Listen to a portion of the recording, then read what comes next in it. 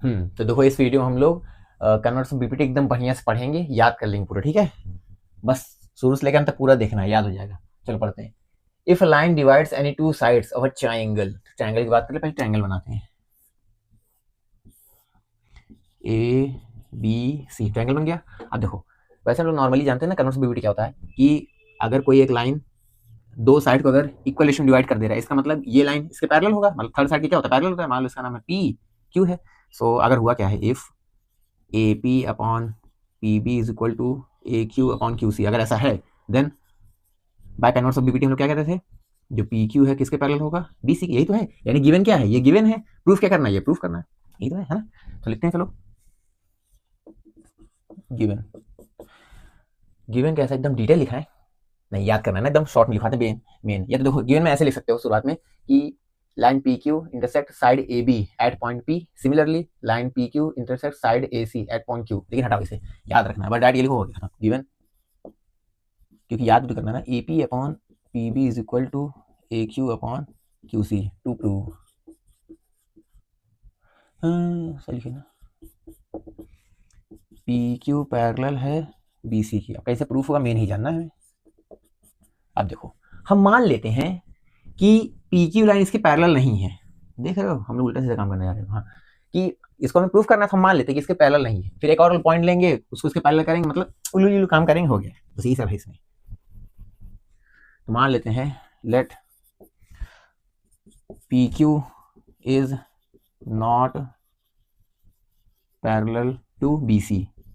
अब मान लिए हैं कि ये इसके पैरेलल नहीं है, तो हमें एक और पॉइंट मानना पड़ेगा। मान लो पॉइंट यहाँ पर है, ये इसको मान लेते हैं, क्या माने एम, और इसको मिला दो, और इसको मिला दो, और ये मान लो कि पी क्यू इसके पैरेलल नहीं है, लेकिन पी एम बी सी के पैरेलल है। देख रहे हो। And let P M is, अच्छा इसको बताना पड़ेगा ना इसमें कि टेक पॉइंट। हाँ चलो लिखा, बता देते हैं बस। जैसे देखो लिखते जाओ, इसमें बनाते जाओ, वैसे यहाँ लिखते जाओ, बस हो गया। एंड टेक पॉइंट, हमने एक पॉइंट लिया एम ऑन कौन सा साइड पे, ए सी पर, on A C side such that, किस तरह लिया हमने, सच दैट, हमने इस तरह लिया कि पी एम बी सी के पैरेलल है। जो पी एम है वो पैरेलल है किससे, बी सी के, है ना। आप क्या करोगे, अच्छा बताओ, अगर किसी ट्रायंगल में जहां हमें ये दिख जाए कि एक लाइन किसी दूसरे साइड के पैरेलल, तो हमें क्या आता है, बीपीटी थ्योरम, बस वही लगा दो यहाँ पर। सो बाय बीपीटी थ्योरम क्या बोलेंगे इसके लिए, पी एम किसके पैरेलल, बी सी के, पी एम बी सी के पैरेलल, मतलब A P upon P B is equal to A M upon M C. A P upon P B is equal to A M upon M C बोल सकते हैं। लेकिन ध्यान से देखो, इसको मान लो इक्वेशन 1, यहाँ P B A P upon P B is equal to A M upon M C है। गिवन में क्या है, ये किसी और की इक्वल है, तो यहाँ लिख दो बच A P upon P B is equal to A Q upon Q C. इसको इक्वेशन 2 मानो। जब ये और ये इक्वल, तो ये भी आपस में इक्वल होगा। फ्रॉम इक्वेशन 1 एंड 2 हो गया। विजुअल नहीं है क्या, अरे यार थोड़ा सा, हाँ देखो जल्दी से हो गया, बस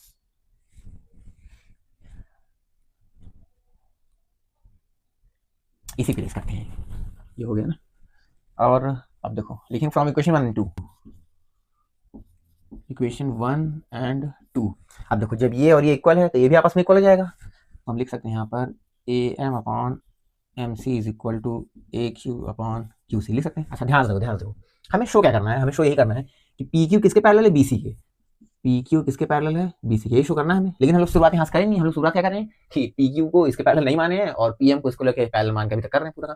अब कैसे शो होगा, ध्यान से देखो, अगर किसी तरह इस पी क्यू पर ये जो पॉइंट एम यहाँ माने हैं, अगर मान लो इसके ऊपर होता, मान लेते हैं अगर मान लो इसके ऊपर होता, मतलब एम बराबर क्यू हो जाएगा, क्योंकि जब इसके ऊपर आ जाएगा दोनों को जो प्लेस है सेम हो जाएगा ना, मतलब जहां पर पी है वहां क्यू हो जाएगा। तो जहां पर हम एम माने हैं, पी एम पैरेलल क्या है, बी सी है, यही माने हैं भाई।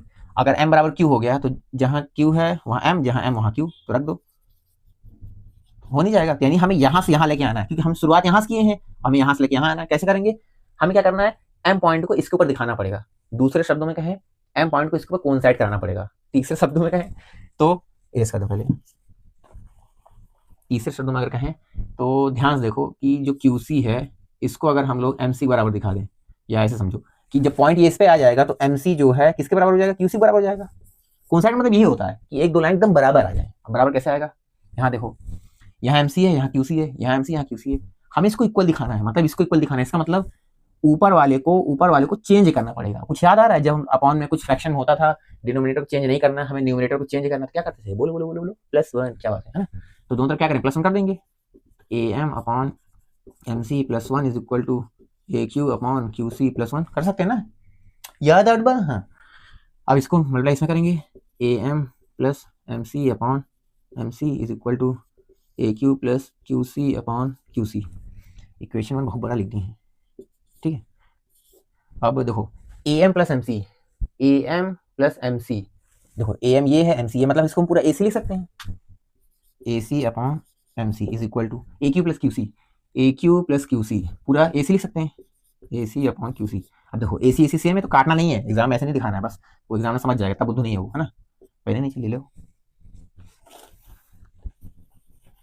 जब इसके इक्वल दिखा दिए तो मान लो कट गया, कैंसिल हो गया, यहाँ बचे क्या, 1 अपॉन, चल क्यों नहीं रहा, MC is equal to 1 upon QC।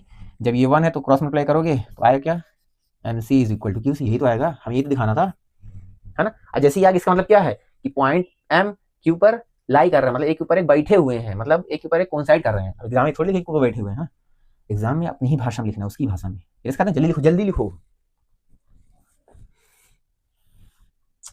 यहाँ से तो देखो हमने यहाँ तक शो कर दिया कि जो MC है QC बराबर है। अब इसके नीचे लिखना पड़ेगा, दैट मीन्स कि M and Q are same points. इसका मतलब जो M और Q पॉइंट है वो अलग अलग पॉइंट नहीं, वो सेम पॉइंट है। लेकिन एक बात बताओ, बट हमने क्या माना था, जो PM है वो किसके पैरेलल है, BC के, हमने यही तो माना था। अब हमने दिखा दिया है कि जो MC और QC है, मतलब M और Q सेम पॉइंट है। इसका मान लो इक्वेशन 3 हो गया ना, 3।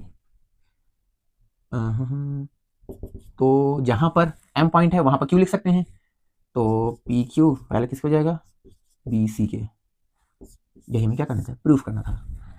तो इक्वेशन 3 के माने हटाओ, रहने दो, कोई फायदा नहीं है, बस हो गया, ये प्रूफ करना था। तो समझ में आया ना कैसे करें। देखो शुरुआत कैसे करना है, ट्रायंगल बनाना है, एक पॉइंट ऐसा लेना है, पहले देखो इसको मान लेना है, इसका पहले नहीं है, फिर एक पॉइंट लेना है, उसको फिर शुरुआत करना है, ऐसे करते करते करते जब यहाँ तक आ जाओगे, फिर दोनों कॉन्सेप्ट दिखाना, जब कॉन्सेप्ट दिखाओगे इक्वेशन बनेगी, इक्वेशन में रखोगे, फिर आ जाएगा। हमने क्या किया, यहाँ तक शो कर दिया। इसके बाद क्या किया कि PM किसके पैरेलल था, BC के हमने माना था। हमने दिखा दिया है कि जो M पॉइंट है Q के बराबर है, मतलब जहां M है वहां हम Q लिख सकते हैं, दोनों इक्वल कॉन्सेप्ट दिखा दिया ना, मतलब जहां Q वहां M रख सकते हैं, रख दिए, आ गया, प्रूफ हो गया। इसलिए देखो ये साइन जरूर लगाना ना, प्रूफ हो गया, हैंस प्रूव्ड। ठीक है, पढ़ते रहो, बाय बाय।